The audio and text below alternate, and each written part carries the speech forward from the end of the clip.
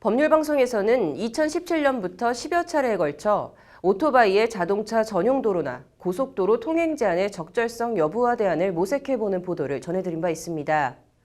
오토바이 고속도로 통행 제한은 도로교통법 등 법을 개정해야 하는 이슈여서 문제 해결은 결국 국회 몫입니다. 관련해서 오늘 오전 9시를 기해 국회 홈페이지에 국민동의청원이라는 이름의 사이트가 개설됐는데요.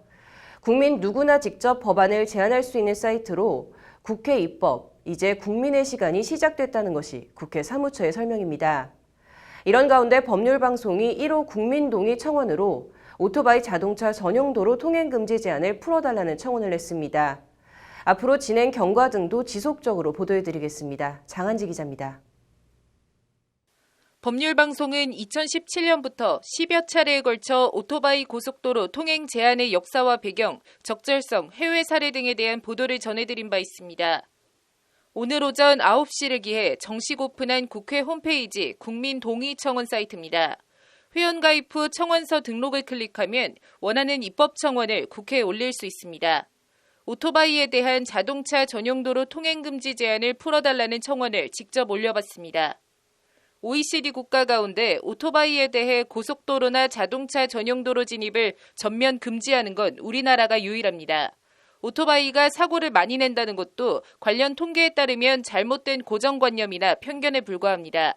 이렇게 청원 등록이 완료되면 인터넷 주소가 자동 생성됩니다. 이런 식으로 국민 누구나 바뀌었으면, 개선됐으면 하는 방향과 내용으로 관련법을 바꿔달라고 청원할 수 있습니다. 저한테 국회는 멀지만 인터넷은 가까우니까요. 아르바이트를 하면서 좀 더 고용이 안정적이었으면 좋겠다는 생각은 했었어요.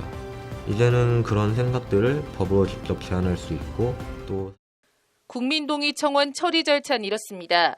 먼저 청원서를 등록한 뒤 생성된 인터넷 주소를 SNS 등을 통해 주위에 공유해 30일간 100명 이상의 찬성을 받아야 합니다. 이렇게 100명 이상의 찬성을 얻으면 국회는 청원 요건을 검토해 타당하다고 판단되면 해당 청원을 사이트에 정식으로 공개합니다. 그리고 다시 30일간 10만 명 이상이 동의하게 되면 정식으로 청원이 접수돼 소관 상임위에 회부됩니다. IT 기술을 활용해 국회가 국민들의 다양한 의견과 입법 수요를 보다 신속하게 반영할 수 있는 제도적 기반을 마련했다는 점에서 의미가 크다는 것이 국회 관계자의 설명입니다. 청원인이 그렇게 요청하는 경우가 있고요. 만약에 그런 구체적인 개정안 없이 그냥 어떤 취지의 어떤 내용의 청원을 이렇게 내용으로 쓸 수도 있잖아요. 그런 경우에는 그게 청원이 성립이 되면 저희가 소관위로 회부가 되거든요. 그러면 소관위 검토 과정에서 아마 좀 붙여야 될 거예요. 별도의 법적 근거가 없는 청와대 국민청원과 달리 국회 국민동의청원은 국회법의 도입 근거를 두고 청원법의 적용을 받아 운영됩니다. 청와대 청원의 경우 20만 명 이상의 동의를 받아도 정부 관계자 답변으로 처리가 완료되지만 국회 국민동의청원은 소관 상임위에 회부돼 심사할 의무를 지게 된다는 점에서 국민청원권을 보다 실효성 있게 보장하는 수단이 될 것으로 국회는 기대하고 있습니다.